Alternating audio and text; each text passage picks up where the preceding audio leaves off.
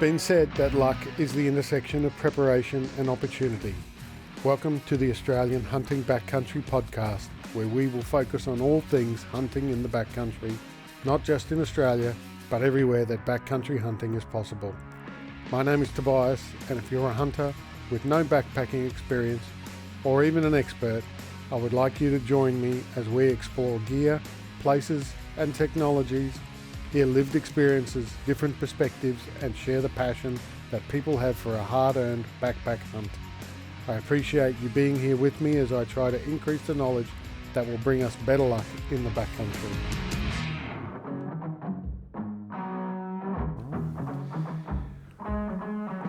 Okay, well, I am currently at Lake Hawea, is that pronounced right? Yep. In New Zealand, talking to a couple of young fellas who many people will know. Gabe and Raz, guys, many thanks for helping me to make this happen and coming onto the podcast. Thanks for coming down. Stoked to be here. It's awesome. Now, for people that don't recognise the name that I've just mentioned, what would other people know you by? Well, we're young fellas who love to get out there and get right into our hunting. The weekend Mish is what we do, and I've done a few bits and bobs over the years. We were involved in a TV series called Tracked as well, which was an incredible experience, running away from the SAS in New Zealand. And that's our portfolio pretty much. Well, I think most people would probably recognise you from the Weekend Mish logo and name. And you guys have been doing some epic things out there, hunts and adventures and so forth. So it's been a pleasure to actually watch you over the years and where you've come to. Oh, thank you very much. It's great to hear that. You know, we love getting out there and doing this epic stuff, and being able to record it is just a bonus to it. We love it. Yeah. It's awesome to hear that feedback as well. It's great. It's cool almost having a journal, a video journal of what we've done over the years, because we pretty much never go on a hunt without filming it. So it's bloody cool to look back at all the things we've learnt, the experiences and lessons we've been taught over the years. And it's so cool to have that all documented. I was talking to somebody else recently.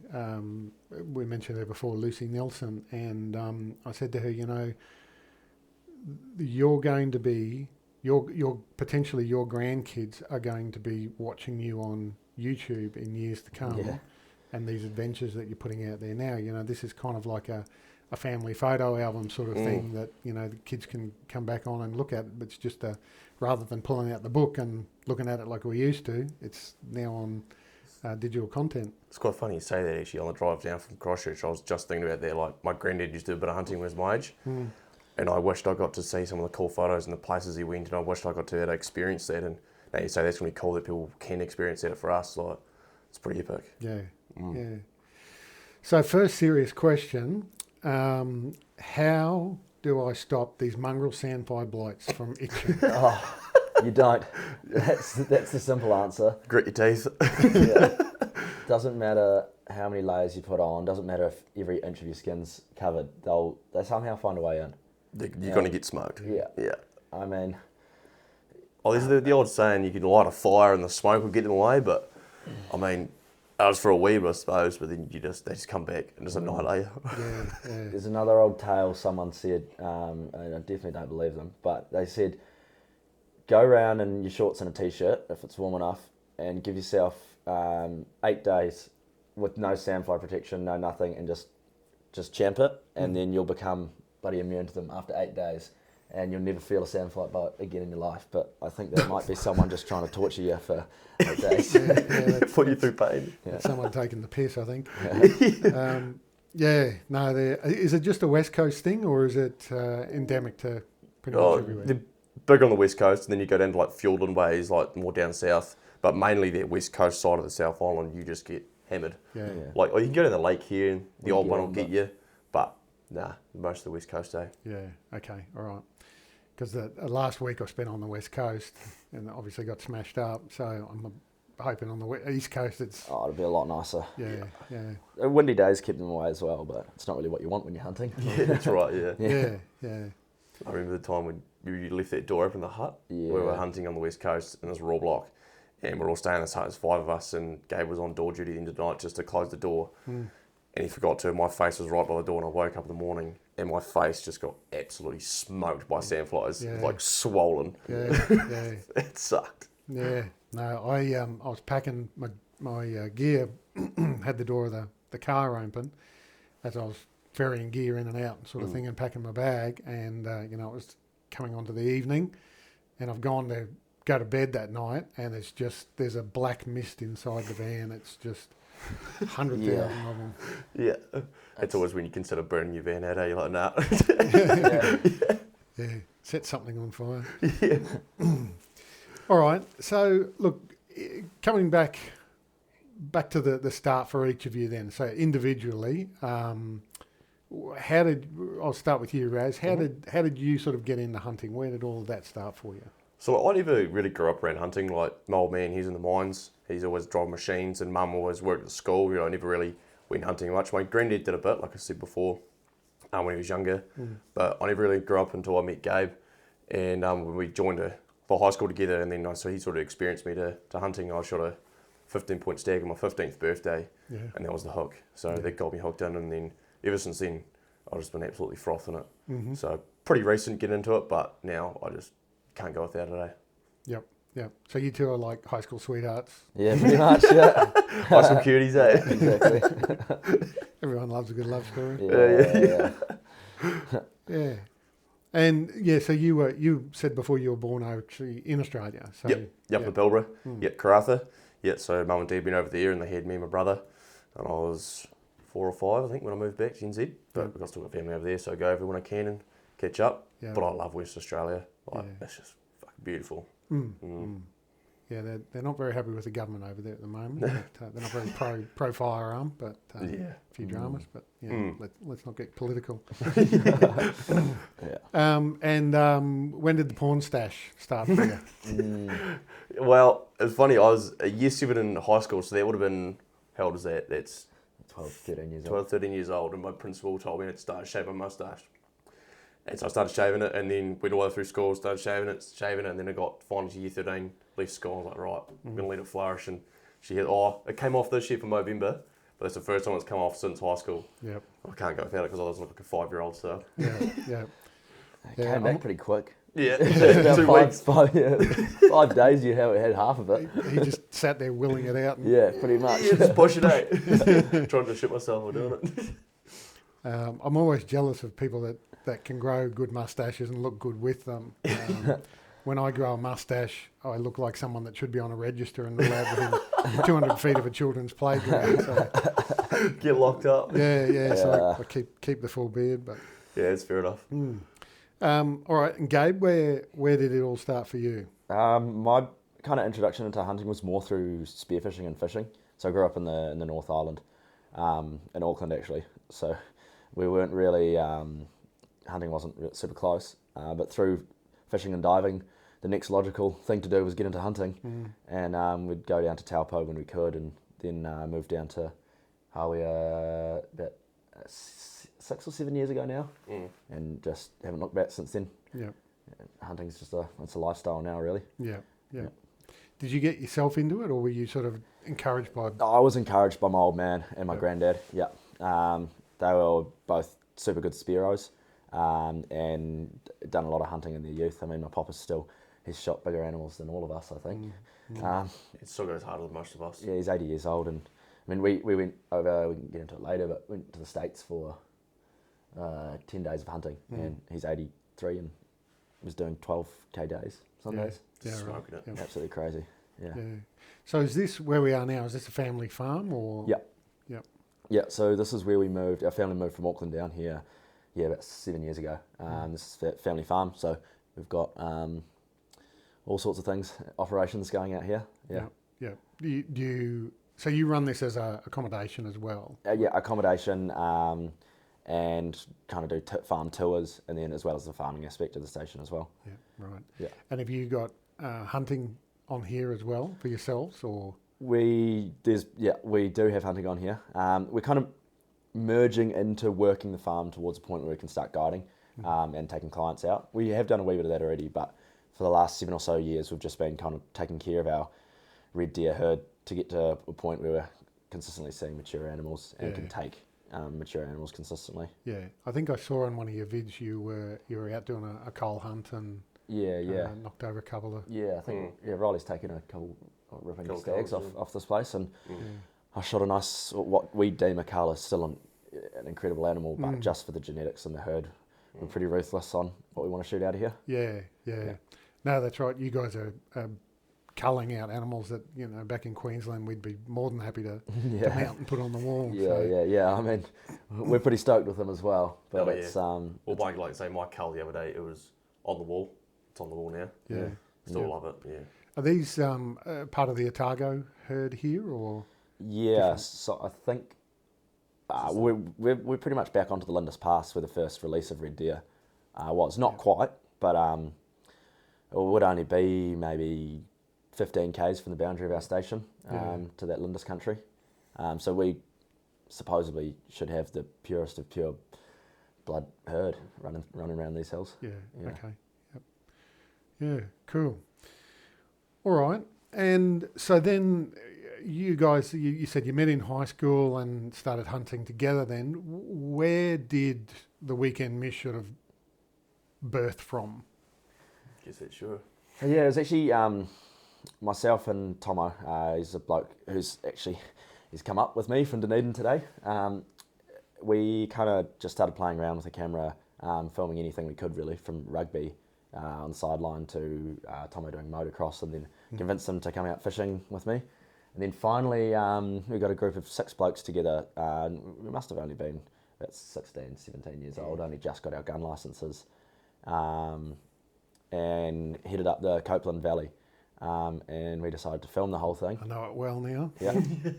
And we filmed it all, and that was our first ever mission. That was the first ever weekend mish, so to speak. And then since there, we just got a huge kick out of filming our hunts. It's just something different about documenting it all, and the extra challenge of capturing it all on film really, I don't know, just amplifies all of your emotions throughout the whole thing. Yeah. 100%. Yeah. All right. And was it a big step for you to get in front of the camera? Because you can film, you can photograph and so forth without being in it, but to actually be in it then and so forth, was that a big step for you? Was there some sort of hesitation, or was there any imposter syndrome that you had to sort of overcome? I guess it was I think, well, for me, I don't know, I can't speak for Gabe, but for me, I guess it was pretty easy because it wasn't a big film crew we had with us. It was just our mate that we went to school with, just holding the camera. So you didn't really think about who's watching you. It's just old Tomo filming us. Like, you just can be. I felt like I could be myself around them easy. But if it was a big film crew, if big mics and stuff like that, it'd be a bit like shit. But I found it not too bad just because it was Tomo filming and it was pretty easy. Yeah. All right. Yeah, I on this trip, a mate of mine that does a bit of content, online content, so forth. He lent me a couple of cameras, a GoPro and a little digital camera, and he, with the view in mind that I'd sort of do a bit of filming and maybe look at putting a YouTube video out to complement the podcast. But to be honest with you, I haven't found it enjoyable trying to film.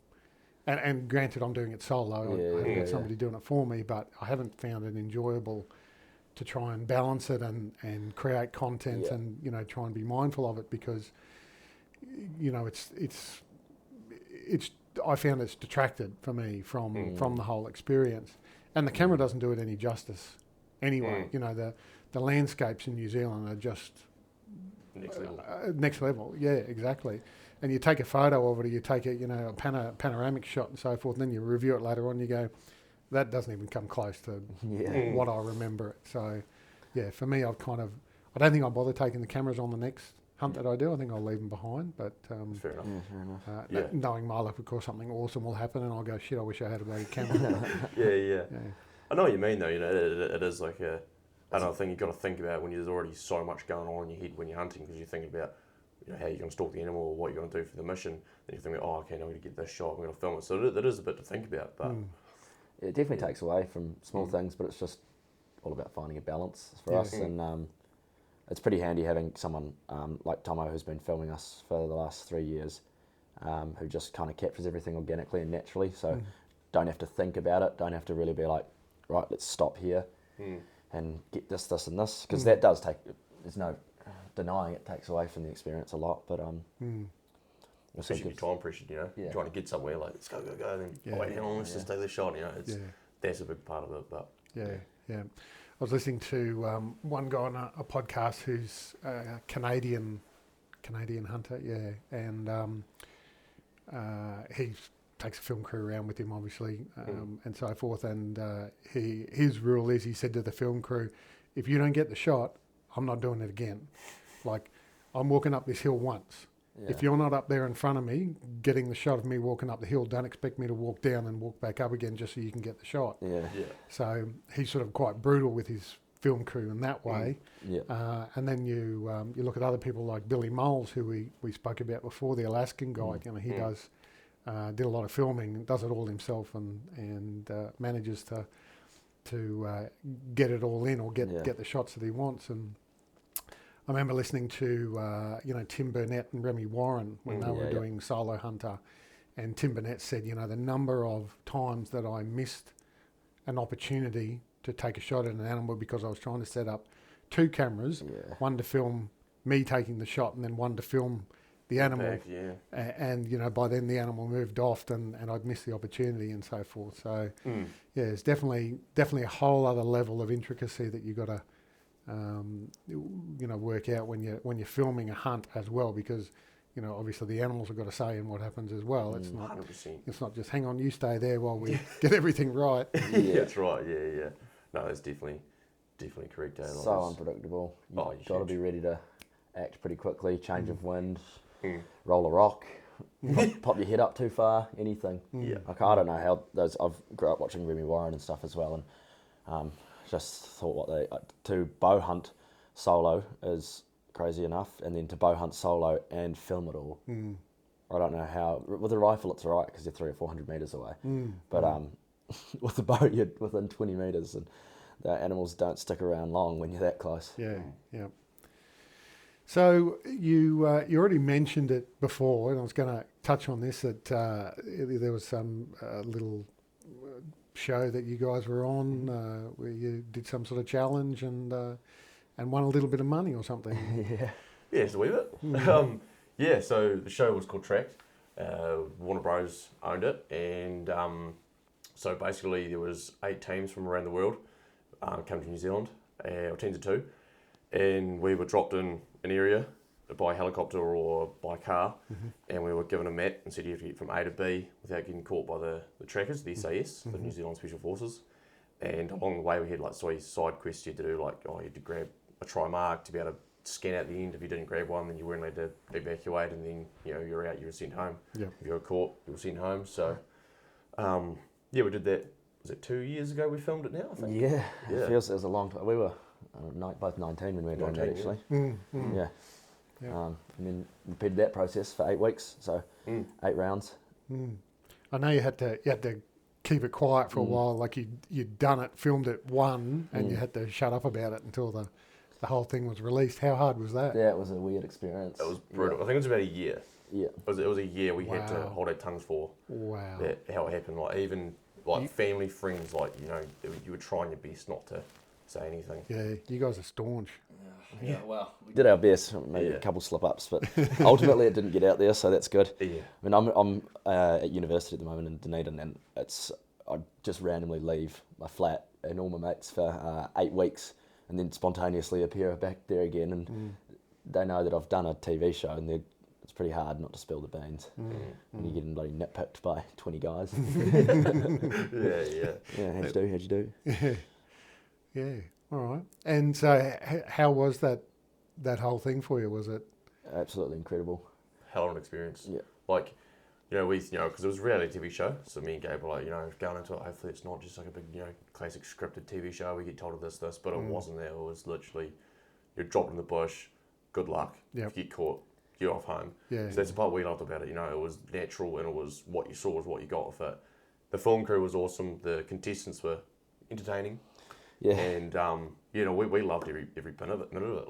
I'd 100% go back and do it in a heartbeat. You know, it was epic. Yeah. Did you find that your hunting background gave you a substantial advantage? Huge advantage. Yeah. There was the 8 teams all had kind of different backgrounds. Some parkour, some ex-military, some adventure racers, but I don't think any of those disciplines, probably bar adventure racing, could really prepare you for what we actually had to do as well as hunting could. Yep. Because it's all about kind of having a good slow ticking motor. You know, we've got weight on our backs and just go all day long. Yep. Instead of a lot of those disciplines that some of the teams had as their background is quite fast twitch, and you know they're bloody quick over a K, hell 8Ks, but when you've got to walk through a pine forest for 20 hours straight, that's when the hunting comes into play. Yep. Yeah. Yeah. So was it set out so that you had to basically live out of your backpack for the whole period of time, or were you given relief at any stage? So pretty much. So an episode we'd be out filming for 3 days. So we'd get chopped up the top, and you're given a cameraman. So there's 3 of us. There'd be me and Gabe and our cameraman. Our cameraman was part of our team. Well, he did their best. So they didn't want to get caught. They didn't want to, give you away anything. So they were part of your team. Yep. So you think about them as well. And we were given, so each team was given the exact same food, the exact same tent, the same setup. So it was all even across the pack weights. Right. Yep. And we were out there for 3 days. And some of the episodes we'd get a break, like at night time. We'd have like a downtime of, say, what was it, from 7 at night till 7 till 6 7 the next morning or something like that. Yep. Where everyone just had to stop where they were. Then gameplay continues the next day. Yeah. Okay. Had a couple bloody heavy camera batteries in our pack as well. That was fun. Yeah, that was the rules. We had to carry the cameraman stuff as well. Oh, so. okay. Right. Yeah. Yeah. So, because that was another question I was going to ask, was whether you were able to take, select your own gear to take. But you're saying that everybody sort of got pretty much the same gear other than the clothes on your back. Yep. Yeah. Literally that. Yeah, like everything was the same. Oh, we got the choice between a tent or a fly. A hammock. Oh, hammock, sorry. Yeah. To sleep at night. And obviously your hammocks are this big and your bag and your tent's that big. So, everyone got the choice of that. Most of the time we took hammock because it was so much lighter. Yeah. We just wouldn't put it in a tree. We'd just put it down on the ground. It's a swag. Just sleep on the ground. Yep. If the weather was good. Yeah. Wow. Yeah. And then when you won, what was that? Obviously, it was a fairly emotional sort of stage. How was it? How was it when you realised you'd won? Did it take a while to sink in, and then the reality sort of hit? We were going into a TV show first episode, let's just make it through that. And then if we make it anymore, we'd just be stoked, just an absolute blessing to get there. And to get to the final, we were like, holy shit, this is nuts. And then when we won, it was obviously very emotional. I shed a few tears. And then, I think it was still the next day, I was sort of still buzzed out did we just win $100,000? Did we just do that? Yeah. So, I mean, we never really went on to win the show. We kind of went on to get exposure for the weekend Mish and grow our portfolio and stuff. Yeah. So it was never about winning until it was. Yeah. And we found ourselves with 2-3 episodes to go, and then, as Riley said, in the final.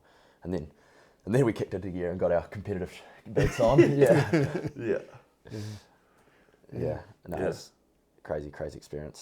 Still in disbelief, to be honest. Yeah. It feels like it was in a different life or something like that. Yeah. And what did you have plans for the prize money before you won it, and did you stick to those plans after you won it? Yeah, so we both agreed that we'd obviously split it 50-50, Yeah. so 50k each if we won, and then we would 60-40. Yeah. that's right. Yeah, Gabe did more work. So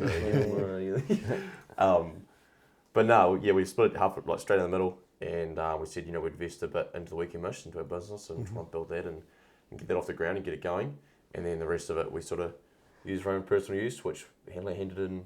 Going hunting in the States and going on a 10-day diving trip to Tonga. And we did that a couple of trips, which experiences are bloody cool. Better than going and blowing it all on the pokies. A lot better than that, that's for sure. Yeah. No, the old saying, you can always make more money, but you can't make more time. So that's right. Yeah. like you said, 100%. spending it on experiences is a worthwhile investment. 100%. Absolutely. Yeah. The memories will stay forever. So, talking then about the brand, the Weekend Mish brand, what's the sort of vision for you from here for the brand, for the show? Is it evolving? Is it just going to keep sort of rolling along and maybe peter out, or do you? We're kind of coming into both of us are coming into a new stage of our lives. I'm about to finish university. And Riley's about to go to South Africa for 3 weeks and then come back and have no job. Yeah, quitting my job pretty much before I go to South Africa.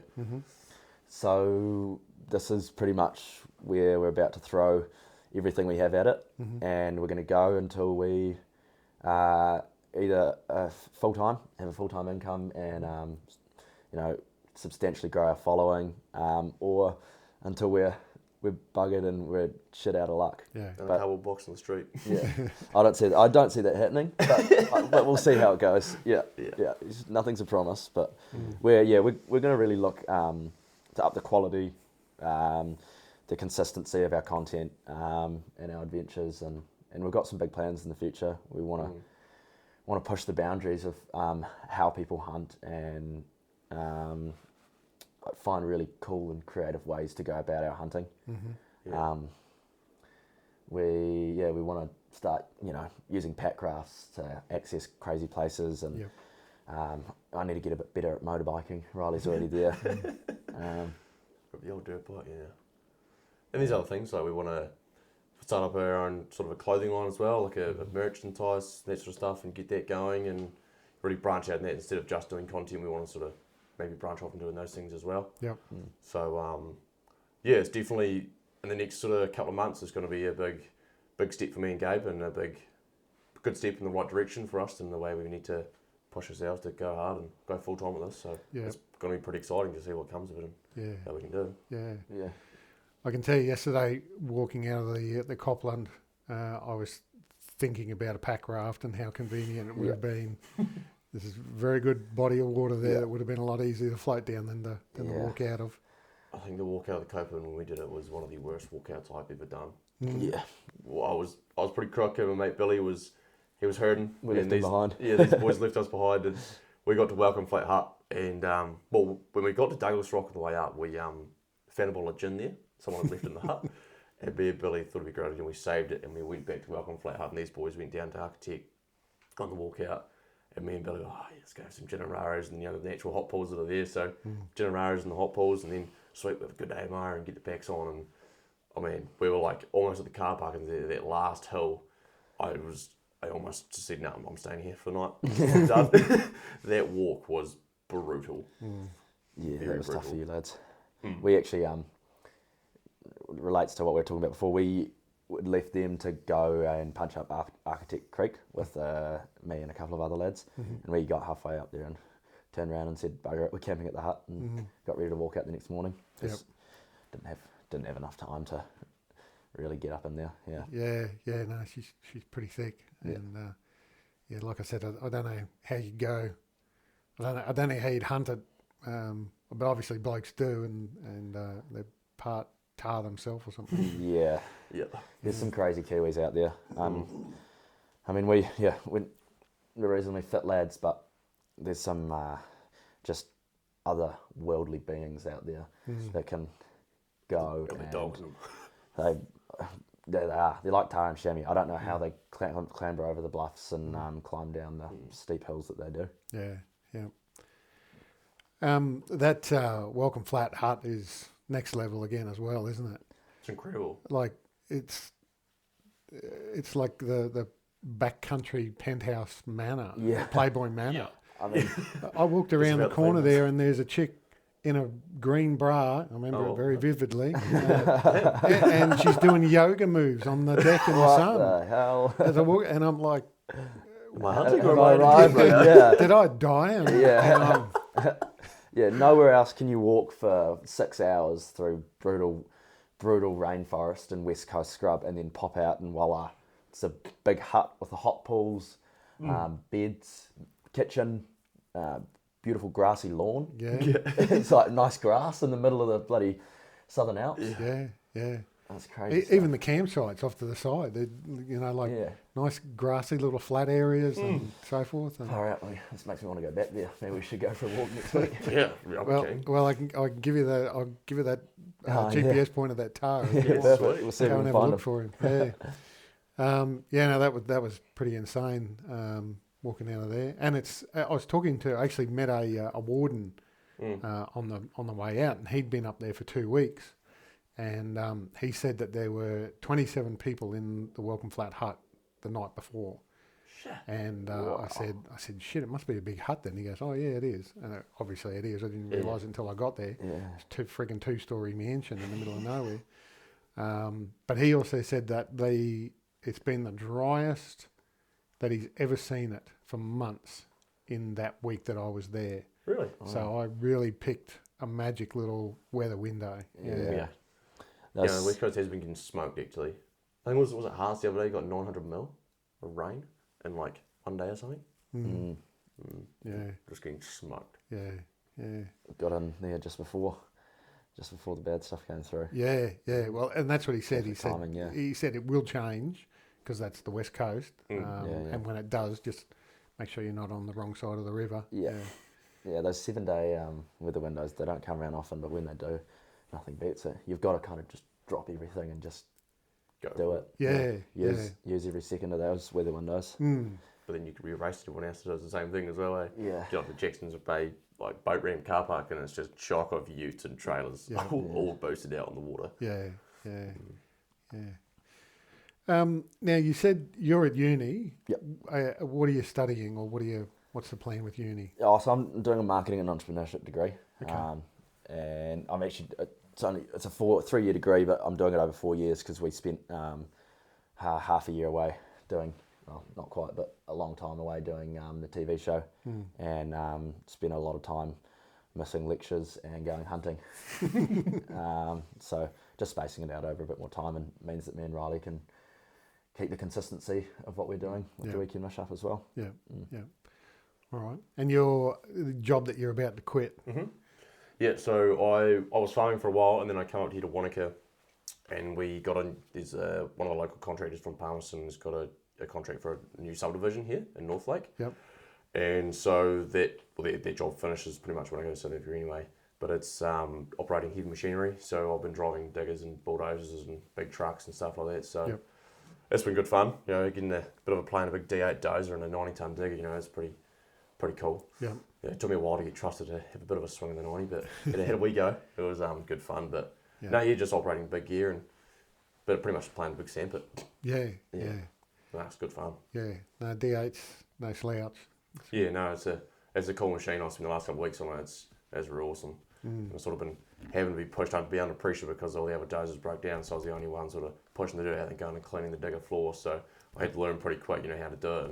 And it was good. It's good pressure, but trying to trim stuff with like 50 mil was pretty hard in a D8, but Yeah.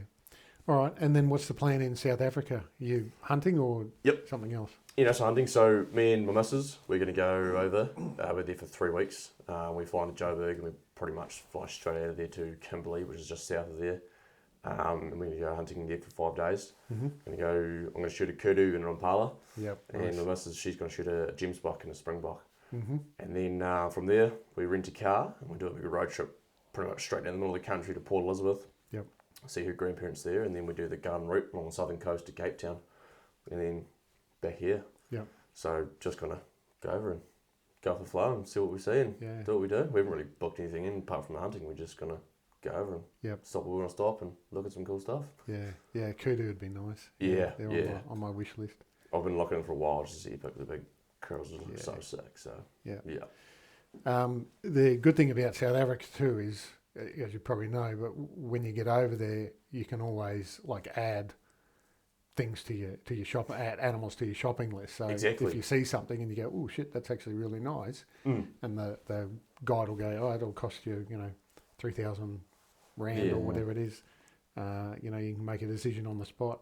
Mate of mine's been over there twice, and he did that both times. He sort of went over there with a wish list, and then, for example, on the first wish list, a giraffe wasn't on it, Yeah. And then he got over there and they found a really nice old giraffe bull. Yeah. And he went, oh, actually, I think I'd like to shoot that. So, yeah. Why not? Yeah, he got himself a giraffe too. So. Yeah, wow. Yeah. It's definitely a crazy different world of hunting out there, eh? Like, herd sizes are 100 times what we got here. The diversity in animals is amazing. So I'm super excited. I've never been, so I'm super excited just to see, not even hunting, just to see how many animals are around and just look at it. It's going to be pretty cool. But yeah, we got to go hunting. I'm pretty lucky, stoked to be able to do it. Yeah. They reckon baboons are good too. Real good fun. I've had so many people tell me go shoot a baboon. Yeah. They're like, yeah, shoot one. So Yeah. I don't know. I'll see if I see one with there, I might think about it. But yeah. Yeah. So South Africa's on the cards. You did a USA trip. Yeah. Yeah. Yeah, we did 10 days in the Frank Church. So it's a huge wilderness area in Idaho. We had elk and mule deer tags.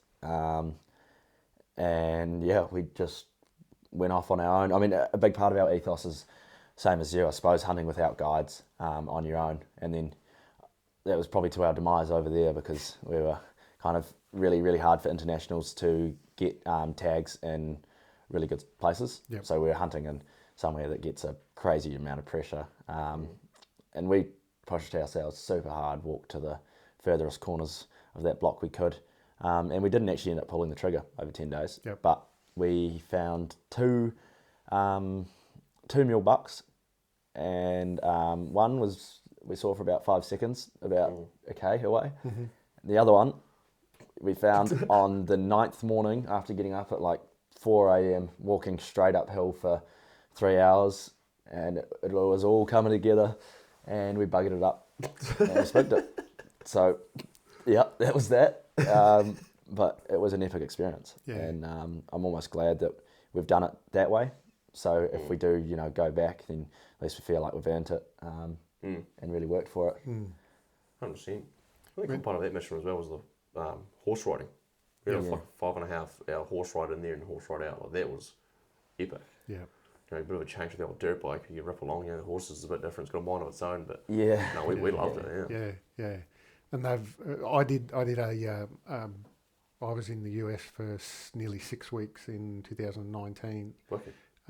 We hunted in a few different states, and Montana, we did a guided hunt for elk and mule, because in Montana you buy a general deer tag, and it gives you one elk and one deer. Yeah, right. And I think the Frank Church, it's so big it actually goes over 3 or 4 different states. Something like that. So, because they did mention it in Montana, the guide mentioned, or the outfitter mentioned that we could potentially go into there as well, but then he decided to take us into another area. So, but I do know it's a big stretch of wilderness. But same thing. We horsebacked in. We spent I think it was about a 10-hour ride the first day getting in there. Can't remember how many miles it was, but it was painful. That's something you don't think about, but far out. It hurts. And the knees? They're not skinny horses. No. Australian horses are quite skinny compared to theirs. If you're not used to it, you haven't done a lot of riding, your ass and your knees and everything is aching, buggery by the end of it. And then you get a horse with let's say a bad attitude. And mine had this habit of walking right up against trees and whacking your knees. Instead of walking in the middle of the track, it would walk right up against the trees so that I'd get whacked and knocked around with the branches and so forth. And the guide was laughing, and he said, "You gotta control that horse." And I'm like, "Man, this thing's a shit ton bigger than me. I don't want to make it angry, so I'm just going to take what it gives me if it makes it feel better." Yeah, that's fair enough. Yeah, that must be laughing inside, eh? Yeah, you had a couple of wee horse issues early on, didn't you? With one that was a bit jumpy. Oh yeah, that's right. Yeah, it was bloody bucking around. Didn't fall off. But it was giving me a bit of a ride.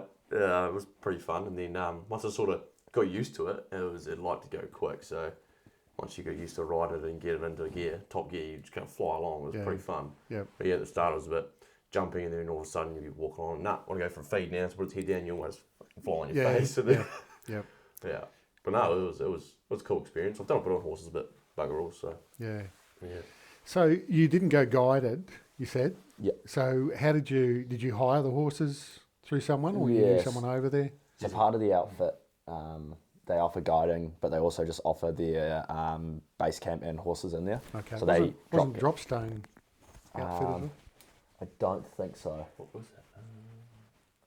Kind of a bit of a mind blank, but yeah, we just used their drop camp, and they provided the horses for us to ride in there, and just pay them a fee for that, and then they come pick us up 10 days later. Yeah. But it's bloody fantastic because you can take so much kit in, and I mean, it's pretty nice to have some luxurious feeds after 10 days of eating, Yeah, they made the difference, eh? Yeah. Because we had some pretty brutal days. I think, what did we do? Over 150 k's of walking in 10 days. Yeah. And like we were eating really well every night, and like I thought every night I was gonna be absolutely destroyed, but eating well was just a huge difference. Like every morning you wake up, Yeah. Yeah. way better. Jam more food in and more coffee, and then you're good to go again. Yeah. Yeah. I got hooked on black coffee there. Oh yeah, yeah. That cowboy coffee. Yeah. Yeah. I never really ran it before then, and went there and started drinking. I said, I enjoy it. Yeah. It's good. Yeah. Did you take your own rifles with you? We hired rifles over there as well. I think we had 7.5 PSR, PRC, 7.5 PRC. Huge, big things. Yeah, absolute boom cannons. Yeah, but I mean, we don't know though because we never shot and never pulled the trigger. Yeah. But my old man and granddad were shooting them over there, and I was smoking the gong out at 750 with them. So we're feeling pretty confident if we found anything. Yeah. Well, look, if it makes you feel any better, we paid an outfitter thousands and thousands of dollars, and we never shot a muley or an elk either. Yeah. In fact, we hardly even saw any. Yeah. Where we went, there was something going on that year with the migration. There'd been, I can't remember if there'd been late rain or early rain, which caused late snow or early snow. I think it caused early snow, and then that pushed them all under the trees because that's where the feed was then, and so their migration was out, because that's what you're essentially doing is hunting those migration channels. Yeah. Particularly, late season rifle hunting. You're not hunting the bugle, which is usually all archery. So yeah, makes you feel any better. We struck out as well. Yeah, it's pretty interesting hunting because in New Zealand, and it must be similar in Australia, when you're hunting red deer, fallow deer, even tahr and chamois, they're all, if they're there, they're going to be there that year, they're going to be there the year after. And they're not, unless it's a young bull or a young stag or something like that going and looking for some Sheilas, they'll stay there. But you could be in the best spot of the best block one day and there's not a single animal, or 1 week or month, and then the next week or month there's 400 elk walking through there. Yeah, and that's it. And those, when they're talking about a herd, they're talking about hundreds and hundreds, if not thousands of animals at a time. So the guides were talking about, looking over 100 different animals, 100 different bulls, just bulls, not including the females. 100 different bulls in a day sometimes, Yeah, if only. Yeah. One would have been nice. Be a lot of assessing to do. Yeah. A lot of sitting and looking and. But yeah, no. Look, that's why it's hunting, isn't it? It's 100%. Yeah. And you go there. No guarantees. And 100%. Yeah. That's the thing that makes it hooks you in, really. Like, you go there on the big missions, and you might buy a chopper flight into the West Coast, or you'll go on this massive hunt and don't get something, and you're like, it gives you that hook to go back out and smash the hills again and again and again. Yeah. I think I'm addicted to mule deer. I just love chasing them. It's something about them just entices me. Yeah. I'd almost shoot a mule deer over a bull elk, I think. I'm the same, I reckon. Yeah. I reckon the hunt for the mule deer would be better than the elk. All right, welcome to this segment of the Friends of the Podcast. And today I'm joined by Sean from Alpine Beards. Sean, thanks for joining me and welcome. No, thank you for having me, mate. I appreciate it. Yeah. So, Sean, you have managed to combine two favourite things for me. First of all, the Alpine, and secondly, my beard into one business. So give us a bit of a rundown of the company and how it all sort of came about and what you guys are actually doing. Yep. Yeah, no dramas. So exactly the same as me. The Alpine region is my favourite, number one, and my beard, which I'll get to how that came about. So I've always been big into my trout fishing, outdoorsy, hiking, camping with the family. Come about, I reckon it would have been about 12 years ago now, my hair on top of the head started going. Mm-hmm. So I decided I'd get rid of it. And then I just started slowly growing the facial hair, and it just each year got longer and longer, and got to a length where I really thought, shit, I should start doing something with this. And then we moved towns to Albury, closer to the Alpine region. And one of my mates here, he gave me a product, and it was beard balm, and he said, try this out. I think you might like it. So I started playing around with it and found that I did actually like the product itself. Mm-hmm. And me being such a tight ass and very inquisitive, I sort of broke it down and figured out how to make the product. And another love of mine is scents. I love scents. I love smelling good. I love colognes. So I thought, right, I'm going to have a play around with this and start making some for myself. I did that. I started using my product for what would have been about 6 months. Started giving it to a few mates that had beards, and then I also knew a barber around town who then I sort of shared it with him. Mm-hmm. He started sharing it around, and the feedback I was getting was fantastic. So I said to the wife, I said, look, I think I've got something here. So that's where the venture started. And I was thinking, it would have been probably a good 3 months. What can I call this? And I was just out fishing one day in the Alpine region, and I thought, you know what? It just clicked at Alpine Beards Australia. So Alpine Beards Australia was born, and we've been on this venture for a good 12 months and been online for about 8 months now. So it's going really well. Yeah, great. Men's grooming is sort of one of those, I think, real growth areas over the last probably 5 years, maybe even a little bit longer. You can't throw a rock in a shopping centre without hitting a barber shop in there, it seems, and men have sort of really taken responsibility for their grooming and their skin care and hair care and all that sort of thing in recent years. So you've probably sort of come into a bit of a boom period. Definitely have come into that boom period. There's already companies out there that have already been doing it, but I wouldn't say that there's 100 companies doing this type of product neither. So I'd always been into grooming myself when I had hair on the top of my head, and then when I lost that, and then I had the beard, and I didn't actually realise how much of a beast having a beard would be once you start using the product. So it definitely is a different thing out there. So yeah. I think I heard on it might have been a news report or some other podcast a while ago that men's makeup is actually leading in terms of sales women's makeup at the moment. And that was last year or the year before. So that's a whole new income stream that makeup companies are now having to focus on, is actual makeup for men. So, obviously. Yeah, that's interesting, isn't it? I flew up to Brisbane a couple of weeks back. I was doing a training course up there, and I actually noticed on the way up, there would have been about 4 to 5 different blokes that I saw with makeup. And I thought, oh wow, so it just goes to show what you're saying there. And we were talking before we started the recording, and I said that in my journey with a beard, one of my nemesis was beard rough, and consequently I was very self-conscious about wearing black shirts or dark coloured shirts for that. You end up with that snow on your shirt. And you were sort of saying that you were fairly confident you had a bit of a cure for that. So take us through some of your products then, and what men and women in men's lives might be interested in buying for each other. Yeah, definitely. So with the beard rough, beard oil is definitely the go-to to cure that. Now, the way that I formulated our beard oil is, I believe that the secret that we're using in ours is the castor oil. Now, castor oil has been used for hundreds of years on multiple different things. Like, it's been used in the Indian communities for skin, head, hair, and they still use it today. Now, using that, it's a thicker oil that actually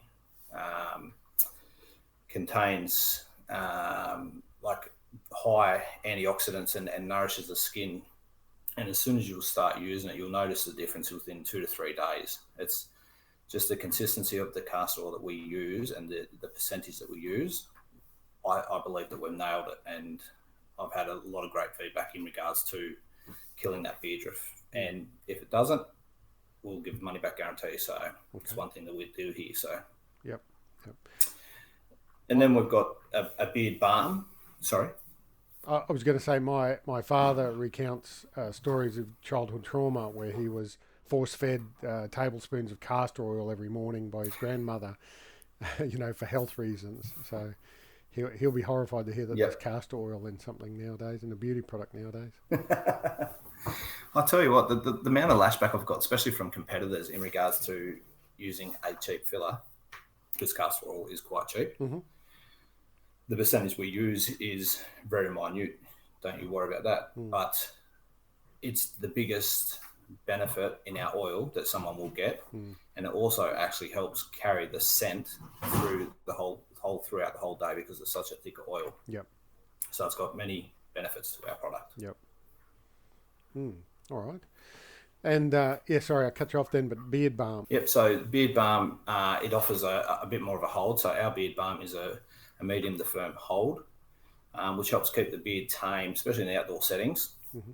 It also provides a protective barrier to the hairs itself against the elements and keeping the hair soft and all manageable. So, all right. And then we've also got a beard butter, which is perfect. It's a deep leave-in conditioner for the hair itself, not so much for the skin. And its consistency majority of shea butter. And once you use this, I use it as a leave-in conditioner overnight, and you'll notice a difference straight away. Right. Yep. Okay. And combine all our lovely scents in with that. It's fantastic. Yep. So the difference then between them, if I'm understanding you right, is the beard oil is sort of more for the skin underneath the hair. That is correct. And then the beard Yep, balm. The beard balm is a holding and sort of shaping styling product. Yep. And then the beard butter is to condition the beard hair itself. Yeah. Yeah. Right. Okay. And what scents do you have? You said that you're a olfactory addict. Yes. So we've got I've got 3 scent ranges. So our first scent range is the Alpine range, which is an essential oil range, which I've actually blended up myself. Mm-hmm. So we've got the Summit, and we've got things like black spruce, peppermint, juniper, patchouli. And then we've got Kosciuszko mint, which is more clary sage, eucalyptus, patchouli as well, but it's a real fresh, invigorating scent on your face. Mm-hmm. Then we've got a Backcountry spice, which is orange and cinnamon. So it's sort of more of a deeper, more subtle, earthy scent. Mm-hmm.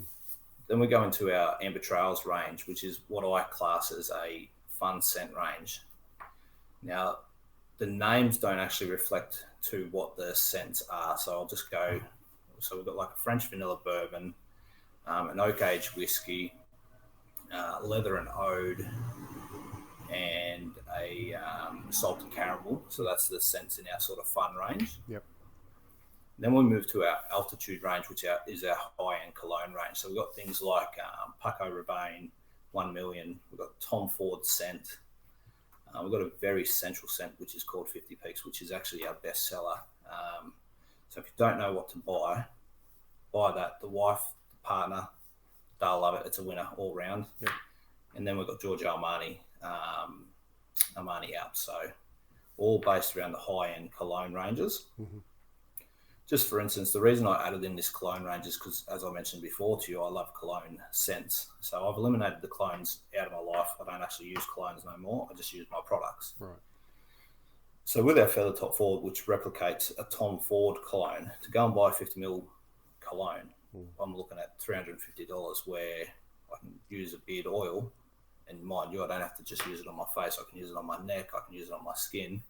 $32, and it lasts me a month if I'm going hard with it. Yep. So, Yep. saving huge dollars there. Yeah, yeah. Well, an eau de parfum is the oil-based version of a cologne or perfume or whatever you want to refer to it as. So, I mean, there's really, if what I'm understanding is right, there's really no difference between putting your oil on our skin as opposed to a EDP. No, well, that's exactly right. And give it time, I will eventually be going into that cologne side of things as well. So yeah. All right. Well, if people are interested in your products, beard owners, what sort of products would you recommend and what sort of routine would you suggest? So it all comes down to, I suppose, the beard length. So, definitely recommend using a beard oil morning and night if you weren't going to use a beard butter. But I'd use beard oil in the morning, so get that right down into the skin, massage it right into the skin, and then if your beard is at length where you would like a bit of styling, definitely be using a beard balm as on top of the beard oil. You can use two together, or you can use one or the other. If you just use the beard oil, you'll get a light hold. The beard balm, you'll get a more firm to stronger hold. And then I like to use the beard butter of a night time. So just, as I said, a deep leave-in conditioner. Yep. Now, if you've got a beard that's sort of down to, just say, your first button or your neckline on your shirt, I'd recommend using the beard butter because the weight in the butter itself will actually hold the beard as well, and it will condition the beard throughout the whole day. And using that, you really wouldn't need to use the beard oil, but by all means, go for it. So just to recap, beard oil in the morning, balm for styling, and butter for night, or use your beard butter if you've got a longer style beard, and that will hold it in place and keep it manageable. Yep. And what about grooming products such as brushes or combs or that sort of thing? Do you sell those, or are there particular ones that you recommend that you use? Definitely do have those. So I've got 3 accessories at the moment. I've got a double-sided comb, so it's got a fine and a coarse side on that comb. Now that will help you get the oil down to your skin, and detangle the hairs as well. I have a palm brush, which is just good for really just when you put the balm in or oil, just spreading that through the beard itself. And then I've also got a double-sided brush. So I have a synthetic hard side, which is good for brushing the hair and getting any knots out or any tangles that you may have. And then I've got a ball bristle side on the other side of that, which is more soft, gentle, for just really styling the beard and not really, because if you use the synthetic side on the hair whilst you've got product in, it's just going to scrape it right out. But with the softer side, you'll be able to manage the hair a bit more without pulling that product out of the beard. I've actually found, I do a lot of markets, and with the double-sided brush, I've actually found more mothers coming up and buying that brush for their baby's cradle cap. So it's got multiple uses. Yeah. Oh, well, I'm sure dads are happy to share with their little ones. Yeah, definitely. Yeah. And what's the best way for people to find you, to have a look at your products, reach out if they've got any questions, that sort of thing? So we do have a website, alpinebeardsaustralia.com.au. We are also on Facebook and Instagram. Reach out through any of those platforms. You shoot us a message on socials, hit the contact page on the website, and within a couple of hours, I'll get back to anyone on there. So anyone has any questions or wants to know more about our products, definitely hit me up, and more than happy to help them through. Yeah, great. All right. Well, look, I'll put the web address and Instagram handle in the podcast show notes, so that's there if anybody needs to find it later on. Just before we go, for anyone that is interested in our product as well, I have created a discount code for anyone that is wanting to purchase something to get 20% off. So if they use at the checkout, if they use AHB20, they will get 20% off their purchase. So feel free to use that and share it around as many people as you'd like. Yeah, very cool, mate. Thank you. Appreciate that. So that's great. No, you're welcome. Yeah, Sean, thanks again, mate. Really appreciate your time and coming on and letting us know what you got on offer. No, you're welcome, mate. Yeah. You ever watch Brian Call and Yep. Ryan Lampers? Cool. Yeah, gritty. Yeah. Oh, mate, I'm addicted to their stuff. Yeah, They yeah. do some epic, and those spring bear hunts they do. Yeah. That's the sort of stuff that I'd love to do. Yeah, pretty cool. Yeah, really cool. Yeah, but that whole unit and point system and tag system over there, it's just mind-alteringly. Oh, my brother took care of most of that admin, thank goodness. But I think we'll be back within the next 3 years, I think. But luckily we made some great friends over there, and so hopefully we can go through them to know the ins and outs of the tag system, the allocation, the blocks, where the animals are that time of year, migration, all of that stuff. Yeah. This is another aspect that we weren't used to as well. Like in New Zealand, you can just walk into dockland and go do what you want to do, really, just free range. Whereas there, you've got a lot of rules, and if you don't follow them, then you can be screwed pretty hard. Yeah, you can get in a lot of trouble. Oh, they're very serious about it. Yeah. You've got to have your tags. You've got to put that tag on the animal as soon as it's dead. You've got to take out all the meat. Yep. And the skull has to be the last load to come out.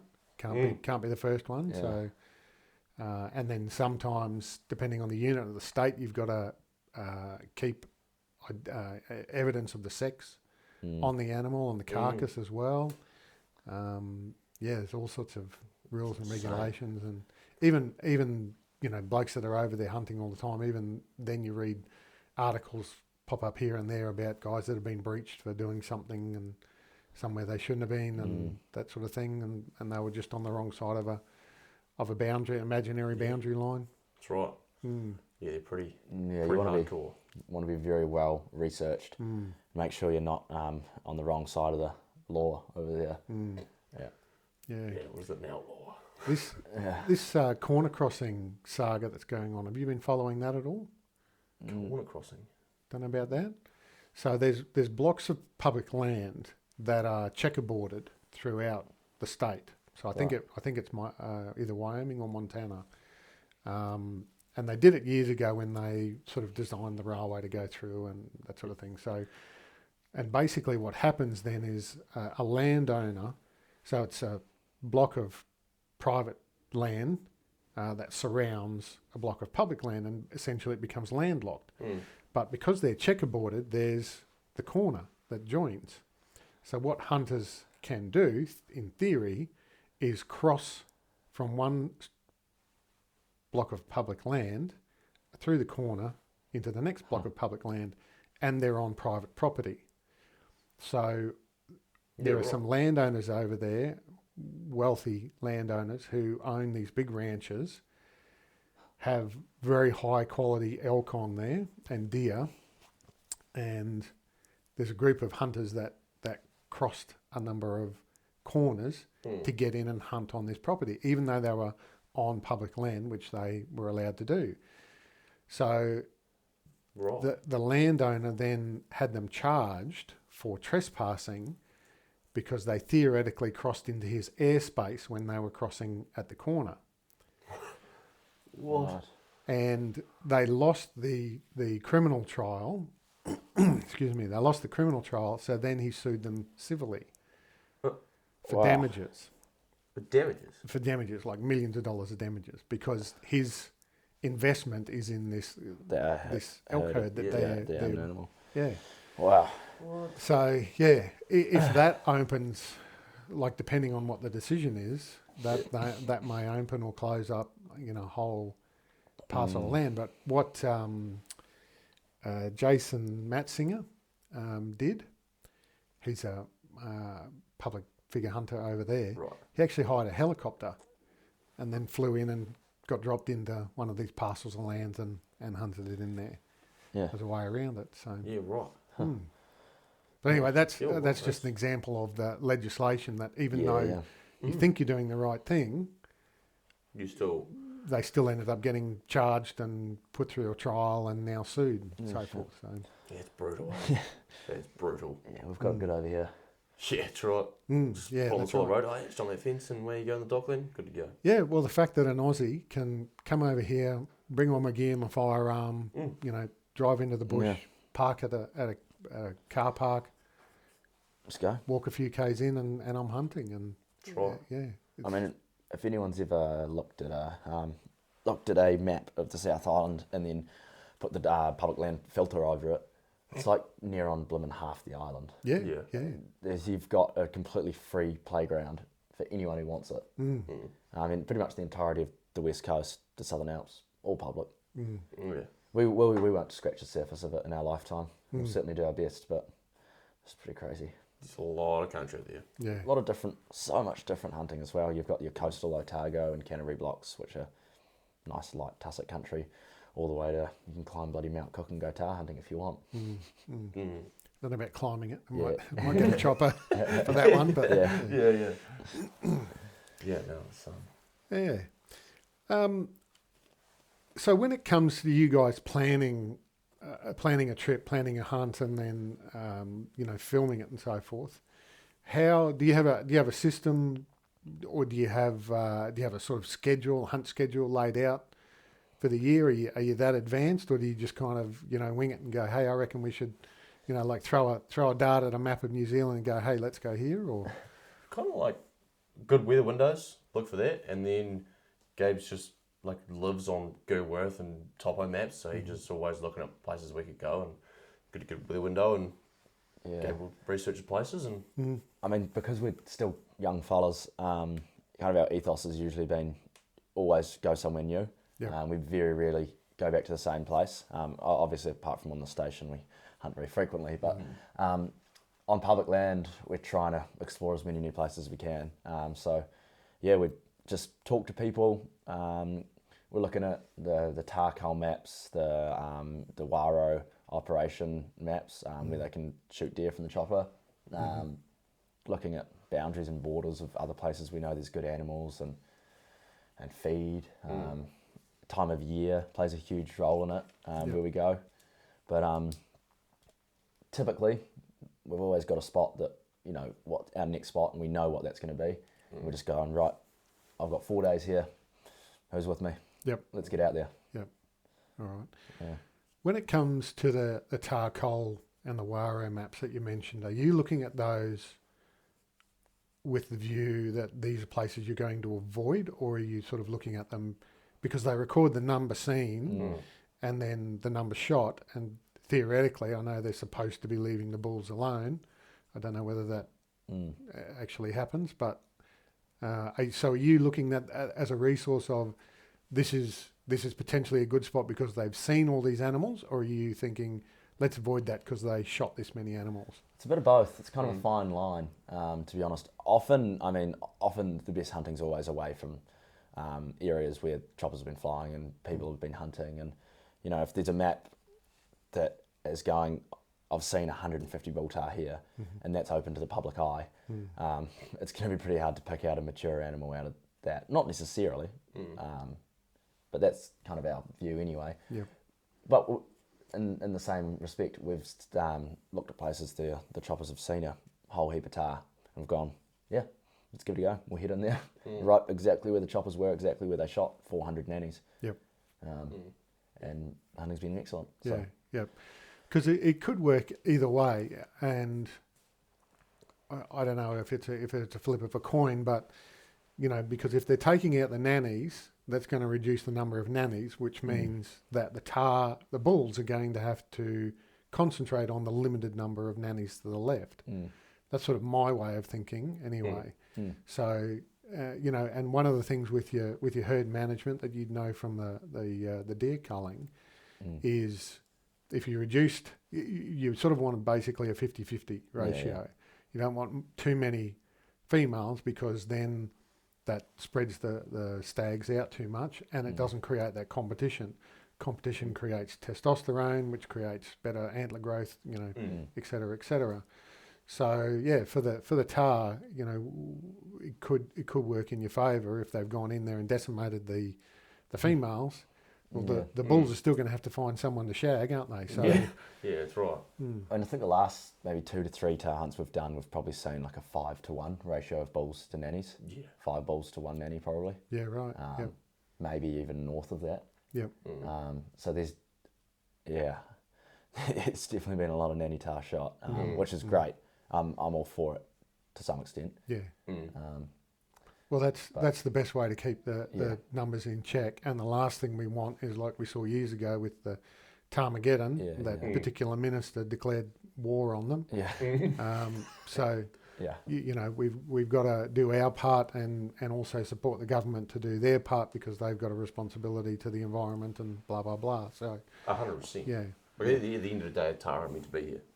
So there's a fine line between culling it and just going out there and just killing a whole entire species, or just keeping the numbers positive. Manageable. Manageable, yeah. That's right, because like, at the end of the day, you don't want to just go out and just absolutely murder an entire species out of a place, so that's pretty ruthless. So it's finding that fine line between manageable and out of control. Yeah, yeah. And at which point do they come, like you'd have to admit that tar and chamois, deer, pigs, you know, they're all feral. We have the same situation in Australia. We've got 6 species of deer in Australia, but they're all feral. They're all introduced. But at some point, there has to come a stage where you have to accept, or the government has to accept, that these are now part of the landscape.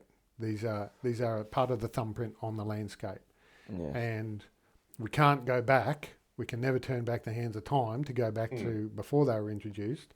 So let's just accept that they're here, and we'll work with all interested parties and try and find a balance. 100%. And you'll never keep everybody happy, because hunters will say, don't cull them, leave them alone, because we want to go out there and shoot as many as possible. Right? Yeah. And then the greenies will say, no, we need them wiped off the face of the earth. So yeah, you've got to come to somewhere in the middle there. It won't be exactly in the centre, but that's right, and that's what we try, and that's how we look at it when we go out, like trying to look at that way of thinking. And when we go out, and of course, say we do see too many nannies, we might cull a couple out. We're not just shooting the nanny and leaving it there. We're still using the animal like for its meat, like being sustainable at the same time as helping the herd numbers go down or whatever. Yeah. So there's that sort of side of it as well, as like respecting the animal still, instead of just shooting it left to rot on the hill. You know, there's still awesome meat sitting on it that you can use. So. Yeah. With the meat, I believe that there are some butchers around or some processors that will accept donations and then turn it into meals for the poor or homeless or something, or... Yeah. I've heard of that, yeah. I'm pretty sure. Is there one in Watergate? Yeah, I think yeah, maybe. But there's some really cool initiatives surrounding wild meats, especially.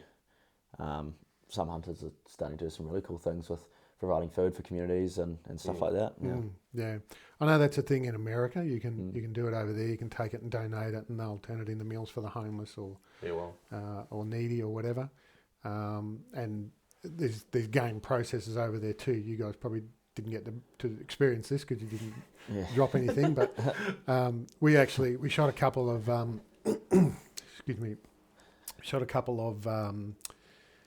antelope in Wyoming, the speed goats. And awesome. We ended up taking them because we got access to private property, even though we had tags for public land. It was long story, but anyway, we ended up finding private property that we got access to.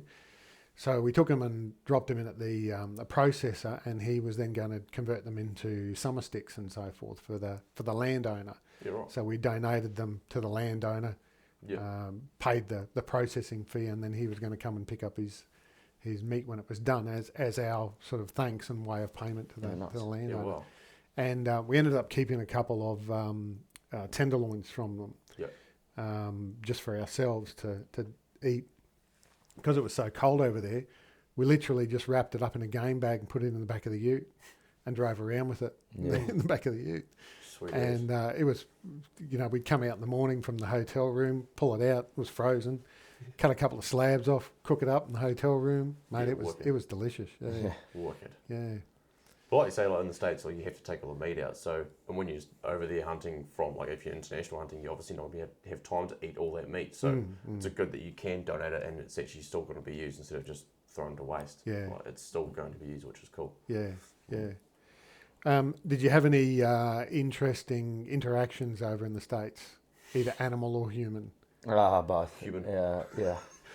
Human. There's some weird dudes over there. But landing in LA, I hadn't done much. I done a bit of travel, but I mainly ran Aussie and stuff like that. And landing in LA and walking around the down Venice Beach, my jaw was dropped the entire time from the culture shock. I was like, what the fuck? Some space cadets walking around out there, I'm sure. Yeah. It was quite funny. It was good. It was great entertainment. People watching over there. Yeah. We landed in San Francisco. Yeah. And headed off from there, and that place is a shithole. There's marijuana retailers all down the streets. Yeah. You know, blokes walking around smoking joints as they're walking past. You know, and you're getting a cloud full of green smoke as you're walking around, and homeless people everywhere. And this was a few years ago, and from what I'm reading, it's worse now. So. It was horrible when we were there. Same thing as LA. Everyone's smoking weed all day. Everyone's stoned airs the whole time, having a fat time down the beach. But you know, you walk around the streets and there's just homeless everywhere. And like we were waiting for an Uber, and some dude like shoved a homeless guy over and was like stole the stuff and run off. And you're sitting there like, what the hell? You would never see that in New Zealand like ever. No.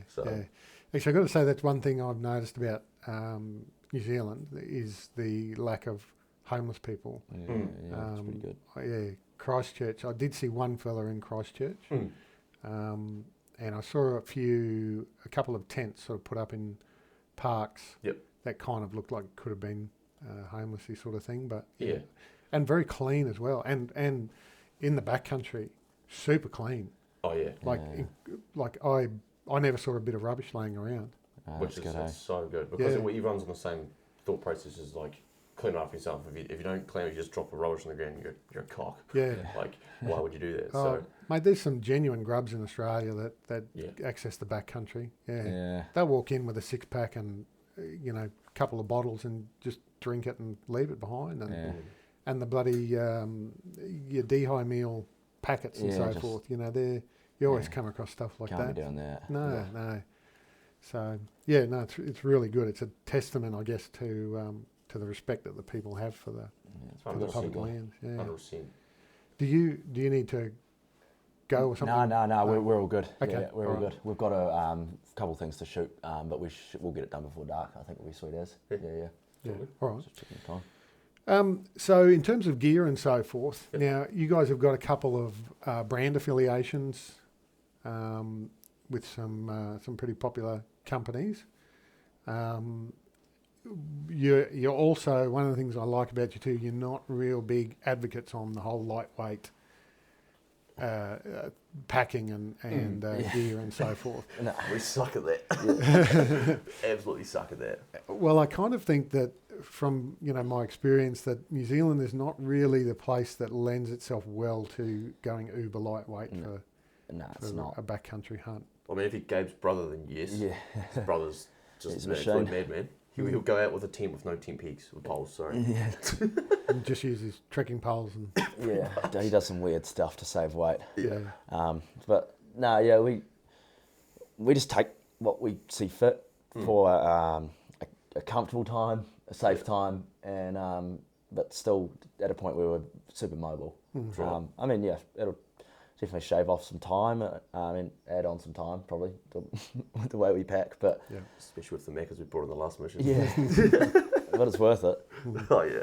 I mean, hey, and the more heavy stuff we carry, we're just going to get stronger and stronger legs. Get used to it over time, so that's right. We'll be fine. Yeah.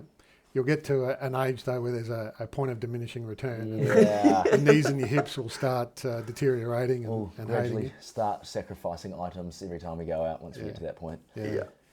One of the things I always say is everybody's got a level of tolerance when it comes to discomfort. So that level is directly proportionate to the amount of weight that you're carrying. So the more weight, the more comfort you have. The less weight, the less comfort you have. And you've just got to find your own trade-off. But 100%. Yeah, but still be safe as well. Yeah, That's exactly. the big thing. Yeah. So what are some of the gear brands that you're working with, and what are some of your favourite bits of gear? We've got a huge mix of stuff. We've got we've just actually started using an awesome tent. I think it's a new brand in New Zealand. Yep. It's just, it's mean. It's super simple. We've had some pretty big rains and pretty big winds in it. Yeah. And that's held up really well. Both of our sleeping mats are Neoprene? Neoprene? Yeah. No, Neil, something like that. Something like I that. don't know. But they're good. Yeah. We just recently got 2 of those, the small Swarovski spotter scopes. Yep. Yeah, they're pretty sweet. Yeah. They're good, very good glass, that stuff. Yeah. Yeah. Um, And are you running Tatonka packs? Yep, the Tatonka packs, yeah. They're awesome. Yeah, Absolutely never go love them. back from a Tatonka pack. Yeah. Like, I was running them for a while, and then we with Spiker, and we had to run the Spiker packs. And then so now we've got back with the Tatonka ones. It's just like a dream come true. Yeah. Right. So nice. Yeah. Yep.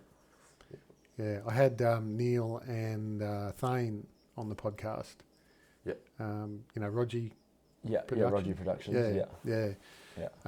Talking about Tatonka and tight lines and so forth. Yeah. And I met Neil last year. We had Wild Deer Expo, and so Neil came over for Tatonka and had a chat to him and a look at some of the packs. And a couple of my mates are running Tatonka packs, but I've already invested in a couple of different brands at that stage anyway. So I'm happy with them. So nice. Yeah. I can't really justify.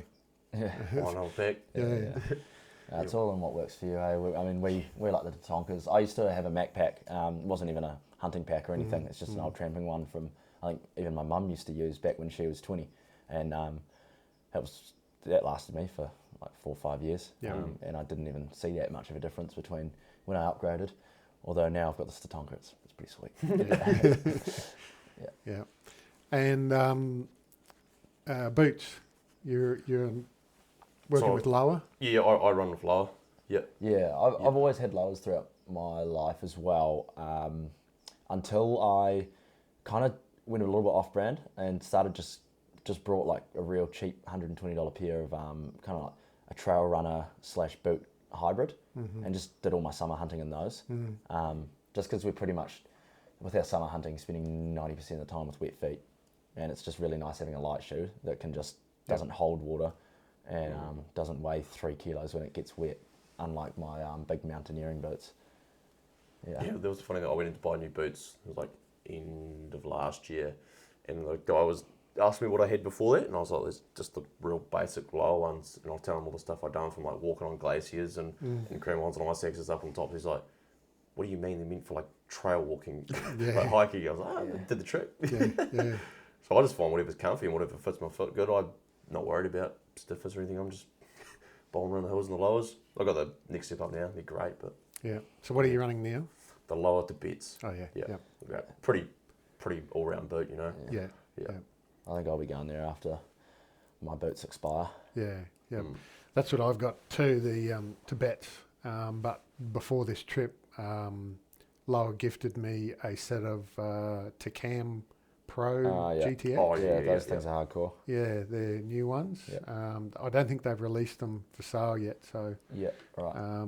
But yeah, I was talking to Craig from Lower, and he said, and about the trip and so forth. He goes, "Have you heard of these?" And I said, "I've seen the review that Rogie did on them, but haven't looked at them because I'm happy with my Tibets, and they're going to be more than adequate." And he goes, "I'll send you a pair and you can try them out." So I ran them, and they were great. They worked well, and I do like the that sort of semi-synthetic. It just seems to not hold the water as much, and it doesn't sort of want to get as cold as a leather does, and maybe that's my when I get perspective. soaked, it's pretty heavy. Yeah, there's nothing worse than winter hunting with wet boots. Mm. And the hold water as well. Yeah. When you wake up in the morning and they're frozen solid, and we've had a couple of times we spend maybe an hour and a half trying to get our feet in our boots, and just can't. Like literally, if boots are frozen, you just have to wait. Yeah. Just spend a bloody hour stamping your foot up and down and almost ripping your shin off. It's pretty painful stuff. Yeah. No, there's a few. I don't know whether you experience that in America. Frozen boots over there, but what the guide would get us to do is put the those little hand warmer things that you rip them open and then they heat up and so forth. Yeah. Put those in your boots before you go to bed. Yeah. And stops them from freezing up. But, Freezing up, but all the tents we had over there, when we were with the outfitter anyway, had fireplaces in them. So Oh, we got sort of MIA set up That's tents, pretty good. Yeah. Yeah, they're nice. yeah, like the Fireplace. MIA tents you got over here, but bigger versions. Yeah. Yeah, we were rocking a pretty similar thing as well. But We're on the since same we had shit. horses, we had canvas. Yep. Canvas tents. Yeah. It's pretty good. Yeah, no, there's nothing like being comfortable. Yeah. Yeah. Your hunting sleeping on We the did a street. pretty good job of that. Yeah. So, what are some of your favourite bits of gear then that we haven't spoken about already? We recently got, we've actually both brought the exact same rifle. Yep. Yeah, you can talk through that, Raz. You've been, Yeah. you've been. It's a great rifle. It's the carbon fibre, the 90 peak 7mm Osako. At the Sarko, yeah. Yeah. Yeah. Yeah, Nice. so nice rifle. Expensive, hurt the back pocket, but Yeah. no, they're pretty top of the line. Like it's just so nice to shoot. Yeah. Like, and you're sitting behind the scope, you're like, this animal's dead. Yeah. Yeah. Yeah. Like, so confident, so nice. Yeah. Slowly being able to push out our ranges a little further now, Yep. which is really nice, and Yeah. especially for your tar hunts. And then if you're seeing a stag right on last light, it's just pretty nice to be comfortable out to, maybe 500 or even 600 yards out on the public stuff. Yeah. You'd be surprised with training and practice how effective you can be out to 600, 700, 800 metres, particularly with a good rifle and good scope and so forth. And Yeah, I think that's definitely the next thing we want to do is go to the shooting range with someone who knows what they're talking about with wind and stuff, because we already don't really know what we're talking about that stuff. So spending like a day or a couple of days with them and just really learning on that process would be really good. Yeah. Wind is the big one that buggers you up, but the process to shoot at 800 metres or to shoot at 1,000 metres, the process is exactly the same as shooting at 100 metres. All of the steps and building your position and breathing and trigger control and everything is always the same. It's just judging the wind. That's what mucks people up more than anything. That's what mucks up the shot. But I'm not advocating for shooting animals at 1,000 metres. But, you've got to learn your limitations. But I'm just providing an example that if you can confidently, comfortably shoot at 100 metres, then you just keep applying that, and it's just the distance that changes. Further, yeah. What calibers did you end up with? 7mm remix. Both of them? Yeah. Yeah, nice. Perfect caliber for us in New Zealand. I mean, majority of our hunting is tar and red deer, so pretty big animals, take a lot of taking down, and would rather have too much behind the rifle than not enough for when we go for chamois and fellow and whatnot. I mean, those rifles put a wee chamois down in 2 seconds. Yeah. It's a big caliber to be hunting chamois with, but Yeah. it's also an awesome all-round rifle. So, Yeah, that's right. Yeah. Actually, the fella in hunting and fishing I was talking to when I took my rifle in there for safekeeping, he'd never seen one before that caliber, so he wanted me to go and get the ammo so he could have a look. Yeah. And that was what he said about the chamois. He goes, "Oh, mate, you'll have to be careful of your backstop." He said, "This will just whiz through a chamois." He said, there's nothing to them. No, they're not big animals, are they? They're tiny. They're always, you see photos and stuff, and a lot of people compare them like, oh, they're like a tar, but shit, they're half the size of a tar. You get up to them and you're just like, oh, it's not this big. But Yeah, nice. And so on top of the rifles, what are you running there? I got a Swarovski Z5 sitting on top of it. Yeah. It's a pretty nice scope. Haven't used it yet. Yeah. We've just been using Gabe's rifle at the moment, but I got a Swarovski Z5. It's good. Yeah, no, that's nice. Yep. Yeah, I pretty much got the exact same thing, just one model up, which is pretty cool. Full dial up. It's epic. The like light saturation, the dials all there.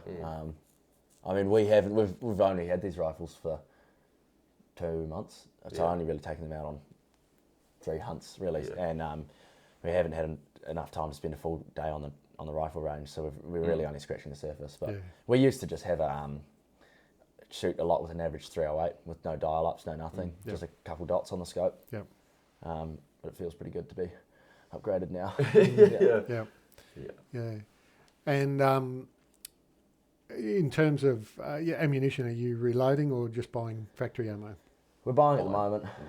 We don't have the time or resources to hand load ourselves, but it's a skill that we're really open to and would love to love to learn the process and I don't know. Yeah. Because I was down with my mate the other day. I was trying one of his rifles before I brought my one, and he hand loads all his own on his rounds, and it's a big process to go through to do it. Like it's a lot of techniques and a lot of things you got to think about. So, but it's something cool to learn. Yeah, it's a whole other rabbit warren to dive into. Yeah. Yeah. So we can like pretty gun nerdy sort of stuff, eh? Like Yeah. And the optics that you're running, Bino and rangefinder, what are you using there? I'm running Swaros. I've had them for 3 or 4 years, and I've dropped them in rivers and dropped them off cliffs, and they're still clear as anything. Plenty of scratches and dings on them, but and then we've got a Bushnell rangefinder, which is sweet as, just all you need. Goes out to 1,000 yards. We've just got dial-up charts, so we might see if one of us should get a rangefinder that'll connect up and give us the dial-ups on the scope, which would be pretty handy for your elevation and angle adjustment, because that's probably the biggest part that's missing with our shooting at the moment is not really knowing how to adjust with your angle and stuff like that, or to what extent we should be adjusting. 100%. Yeah. No, New Zealand's a great place to really learn that sort of stuff because you're potentially doing some quite steep angled, both up and down. Time we are I don't think like this or like this. Yeah, we shot recently we shot a really nice stag with Riley. We're just about to put out some content about that actually, and it's pretty much just like straight down at 400 yards. Yeah. It's bloody freaking out over what we should do with the angle adjustment and stuff like that, and just trying to get a gauge of how much does that actually really affect the flight of the bullet. But yeah. Managed to get him down there? Yep. It's cool. Yep. It's a hell of a hunt. And so, did you say that you're affiliated with Swaro, or we're not? Just really like the gear. I just great binos. We've got my old man uses Leicas, and I've used them, and I really like them as well. And he's got the Leica range finding binos. I think the Geovids, and they're heavy. And they're tough to take on those big backpacking missions, but they're bloody good. I like them. Yeah. You've heard of quite a few people talking about Leica, eh? Yeah. That's what I'm running actually, is the Leicas. But the only reason I picked the Leicas was I happened to get a display model set from a gun shop, so they were pretty heavily discounted because they'd been handled and so forth a fair bit. Nice. Still came with full warranty and everything, but so money was the motivator for that. But would have been happy with Swaro or even the Zeiss. But good glasses certainly can make the difference. Huge difference. For my binos, I run Vortex, and they cost me $500 brand new, and I absolutely love them. Like lifetime warranty, $500. 10 by 42 binos, and I'm spotting stuff than any LTs. And it's I love them. The Vortex glass is unreal. It's pretty good. Yeah. He prefers his over my bloody expensive Swaros. Yeah, right. Yeah. Okay. Yeah. But I guess that's all down to your own eye and what you like. So and what you get used to. Like you were saying the other day with the hill, like he looks through my binos and he hates it. Yeah. So it's what you get used to and what glass you like. Optics is so important to get familiar with. If you're looking through other people's glass, it's just I don't know what it is, but it's a different feeling, and you'll just never be as onto it as you are with your own glass. I don't think. Yeah. And everybody's eyes are different too. So like anything, if it doesn't, just because it suits you doesn't mean it's going to suit your mate. Like boots, like backpacks. It's no, 100%, 100%. But like we say, good glasses is a massive key feature. I mean, if you're not spotting animals, then why are you out there? So. That's right. You can't see them, you can't hunt them. Exactly. So, And I was, I like glassing off a tripod. Yeah, nice. So I've got a little a few times actually, adapter on my binos to an Arca adapter to go on the tripod. And the only reason I spotted that tar the other day was because I had it on tripod. And I was just there glassing and very slowly sort of scanning around and so forth. And because it was dead still, as soon as there was some movement, going, shit, that looks like could be an animal there. And then next minute, there's my tar. So, well. I've actually seen quite a few videos recently, people using tripods with their binos. Mate, I picked it up. I changed over a few years ago. I was sort of just doing it, you know, on my knees and trying to balance as best I could and so forth. Yeah. And I forget who got me onto it, but it's been a game changer. True. And just in terms of your comfort as well, you know, when you're sitting there for hours and you know you're on an angle, you know, you're never sitting on a perfectly flat spot. You've got a comfy lounge chair to sit on, anything like that. So whatever you can do to make it more comfortable for you for longer, so you're glassing for longer, you know, it's got to be advantageous. So right. As soon as I changed over, it was like, oh man, I'm never going back. Yeah. Should have done it years ago. Yeah. I don't know. Yeah, we glass a wee bit with a spotting scope as well, but only if you're looking a K, 2Ks, 3Ks away. Yeah. But it's handy. It's good for middle of the day stuff when animals are bedded and you're not really picking up movement, you're just picking up colour. And when you're really sort of looking into the little crevices and stuff. That's right. Yeah. I saw a lot of shadows and rocks that could have been a task. It's so tough. Yes, the old classic New Zealand native rock animals. Raz the is rock sucker for that one. Yep, every time we go hunting, I'll see if got something. No, I don't. I'm looking in the binos and going, there's got to be a tar, and I'm waiting for movement. And I stuff it, grab the spotter out. No, it's a fucking shadow. I don't know how many times I've looked at something and go, okay, I'll watch it for 5 minutes. Has it moved? Right, I'll go away, look over here, and then come back to it, and it's in the same place. I'll persist with it the other 3 times until I finally decide, it's not an animal. Yeah. Sometimes you almost just want to shoot it just to prove whether it is or isn't. Yeah, exactly. Yeah. Actually, one of the first tar I saw he was miles away, like a good 3K away. But I was just sort of scanning around, and I thought, I'll just look up, I'll follow this ridge line for a bit and, you know, look up in the snowy part and so forth, not expecting to see any there. And right up on the skyline, on the ridge, snow, windy, you know, the hardest place in the world to get to. Here's a freaking bull tar standing up there, silhouetting himself. This time of year, they'll do some crazy, crazy things. Pick the most gnarly peak on the worst day, and that's where they'll be, licking rocks and curling their lips at nannies. I don't know what he's eating up there, but Man, I reckon that's one of the coolest things about tar hunting is the stuff the environment you see them walking on. Like me and Tommy were sitting down having a bit of a feed one time, and he had his camera out filming these young bulls playing. And on this literally a cliff face, and one of them just headbutts the other one. He just flies off. He's like flying down, and suddenly catches himself like running down a vertical cliff out the bottom, and just comes back up. You're just like, how? Like, how are you not dead? Yeah, exactly. Like, how does that work? They're an absolute incredible animal to watch. It's amazing. Yeah. No, well, they like I said, I didn't get to shoot that one, but I sat there and watched him for a while, and I'm pretty sure I'm addicted now. I'm pretty sure this is going to be me at least once a year over here doing this sort of thing. Yeah, awesome. 100%. Yeah, tar hunting gets you addicted. I reckon it's my favourite type of hunting. Any like I know you've spoken about South Africa and going over there, but any plans to go to Australia to try hunting over there at all? We talked about it a little bit. Talked about it. Like I said, I was born over in Western Australia. My uncle's still there, and he's pretty keen to get us over there. He's got a few mates in there to be pretty keen to get us out. So it's different there. It'd be pretty cool to be able to go over there and maybe do a bit of forward driving and hunting while we're there. So it's definitely on the cards. Like it's so close. It's like just right over the ditch. So it's definitely not off the cards for us. We're pretty keen to get there and even do some fishing as well. Yeah. Any particular animals you want to chase? I'd love to have a crack at Samba over in Aussie. I think we've got Sambas here, but the Samba hunting over in Aussie looks pretty cool. Yeah. Was always Mad Dog goes on about the bantangs or something? Buff. The old Bantang big and buffs. buffs, They'd be scrub pretty cool. bull. Yeah, big scrub bulls, but they'd be pretty wicked. Yeah. We got. Yeah, they're bloody cool. Yeah, the buff are.